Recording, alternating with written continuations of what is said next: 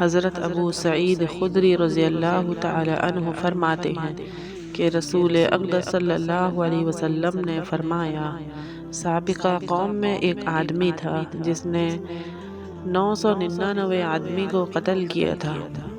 اس کو ندامت ہوئی۔ اس نے لوگوں سے روئے زمین کے سب سے بڑے عالم کا پتہ معلوم کیا تو اس کو ایک راہب کا پتہ بتایا گیا۔ چنانچہ وہ اس کے پاس گیا اور اس سے کہا کہ اس نے 999 آدمی کو قتل کیے ہیں، کیا اس کے لیے توبہ کی کوئی صورت ہے؟ اس راہب نے کہا کہ نہیں۔ یہ سن کر اس نے بھی اس کو قتل کر دیا۔ اس طرح 100 کا عدد پورا کر دیا۔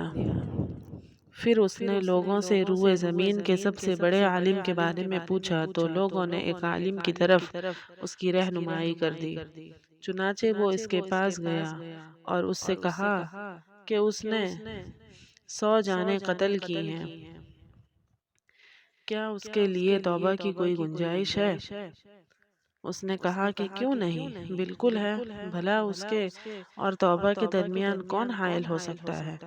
تم ایسا کرو کہ فلاں علاقے میں چلے جاؤ، وہاں تمہیں کچھ لوگ اللہ تعالیٰ کی عبادت کرتے ہوئے ملیں گے، تم ان میں شامل ہو کر اللہ کی عبادت اور بندگی شروع کر دینا اور اپنے علاقے میں واپس ہرگز نہ آنا کیونکہ یہ برا علاقہ ہے۔ چنانچہ وہ چل پڑا۔ ابھی آدھے راستے پر تھا کہ موت کا وقت آ گیا۔ رحمت کے فرشتے اور عذاب کے فرشتے آپس میں بحث کرنے لگے۔ رحمت کے فرشتے کہنے لگے کہ یہ شخص توبہ طائب ہو کر اپنے قلب کو اللہ تعالیٰ کی طرف متوجہ کر کے نکلا تھا، اس لیے اس کی روح ہم قبض کریں گے۔ عذاب والے فرشتے کہنے لگے کہ اس نے تو کبھی کوئی نیکی ہی کی نہیں، اس لیے ہم اس کی روح قبض کریں گے۔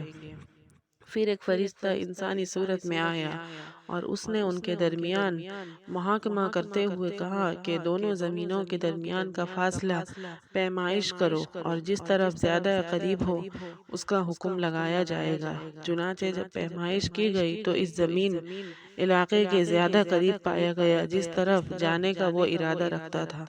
چنانچہ رحمت کے فرشتوں نے اس کی روح کو قبض کیا۔